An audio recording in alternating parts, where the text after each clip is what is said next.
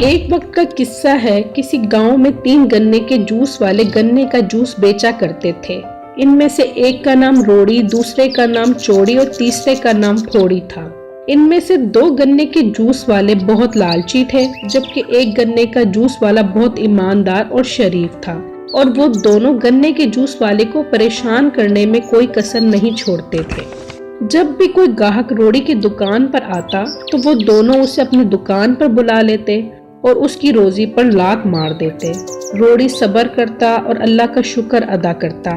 یا اللہ تیرا شکر ہے، اگر روزی نہیں بھی مل رہی تو کوئی بات نہیں، مالک رزق دینا تو آپ کے ہاتھ میں ہے، میں تو آپ کا شکر ادا کرتا رہوں گا۔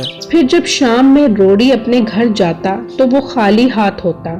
اس کی بیوی اسے پیسوں کا پوچھتی تو وہ اسے بتاتا۔ بیگم آج پھر ان دونوں نے میرے سارے گاہک مجھ سے چھین لیے ہیں، وہ روز میرے ساتھ ایسا ہی کرتے ہیں، مجھے بہت پریشانی ہوتی ہے۔ یہ سن کر اس کی بیوی نے کہا کہ آپ اپنے گنے والے کی رس کی ریڑھی کسی اور جگہ لگا لیں، ہاں تو وہ دونوں آپ کو پریشان کرتے رہیں گے، اور اگر اسی طرح چلتا رہا تو ہم کھانے پینے سے بھی جائیں گے، کیونکہ ہمارے گھر کا گزر بسر تو اسی گنے کے رس پر ہے۔ یہ سن کر روڑی بولا، نہیں بیگم، میں اپنی ریڑھی کسی اور جگہ نہیں لے کر جاؤں گا، بلکہ ان کا مقابلہ کروں گا۔ جو کسی کے ساتھ زیادتی کرتے ہیں وہ بھی کبھی کامیاب نہیں ہوتے، ان دونوں کو ان کے کیے کا پھل ضرور ملے گا۔ ایک دن روڑی اپنے گنے کے رس کے ٹھیلے پر کھڑا تھا کہ گراہک اس کی ریڑھی پر آیا۔ ارے روڑی بھائی، ایک جھکاس گنے کا رس بنا کر دو اور ذرا ادرک بھی ڈال دینا بیچ میں۔ یہ سن کر چوڑی بولا، ارے بھائی، آپ کیا اس کے گنے کا رس مانگ رہے ہیں؟ اس کے رس میں سے بہت گندی بدبو آتی ہے، میں نے کل اس کے گنے کا رس سونگھ لیا تو میرے قسم سے ناک کے بال ہی جل گئے۔ یہ سن کر گراہک بولا، کیا روڑی بھائی، تمہیں شرم نہیں آتی؟ اتنا گندا رس بیچ رہے ہو تم لوگوں کی جانوں کے ساتھ کھیل رہے ہو، مجھے تمہاری شکایت کرنی پڑے گی۔ یہ سن کر روڑی بولا، نہیں بھائی، یہ جھوٹ بول رہا ہے، میرے گنے تازہ ہیں اور میں انہیں صاف رکھتا ہوں، آپ پی کر تو دیکھو۔ نہیں روڑی، مجھے نہیں پینا تمہارا بدبودار گنے کا رس۔ یہ سن کر چوڑی بولا، ہاں بھائی، نہ پینا اس کے گنے کا رس، میری دکان پر آئیں، میں جناب کو تازہ تازہ میٹھا میٹھا خوشبودار گنے کا رس بنا کر دیتا ہوں۔ یہ دیکھیں میرا چھم چھم کرتا لشکارے مارتا گنے کا رس۔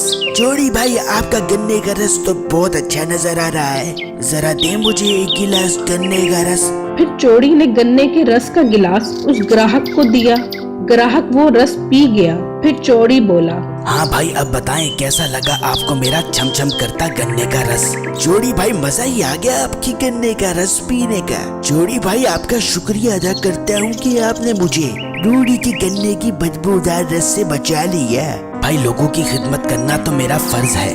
پھر گراہک نے اسے پیسے دیے اور اپنی گاڑی میں بیٹھا اور وہاں سے چلا گیا۔ روڑی بہت اداس ہوا اور اس نے چوڑی کو کہا، بھائی تم میرے ساتھ ٹھیک نہیں کر رہے، یہ غلط بات ہے، تم دونوں میرے ساتھ زیادتی کر رہے ہو، اس طرح تم دونوں اپنی روزی حرام کر رہے ہو۔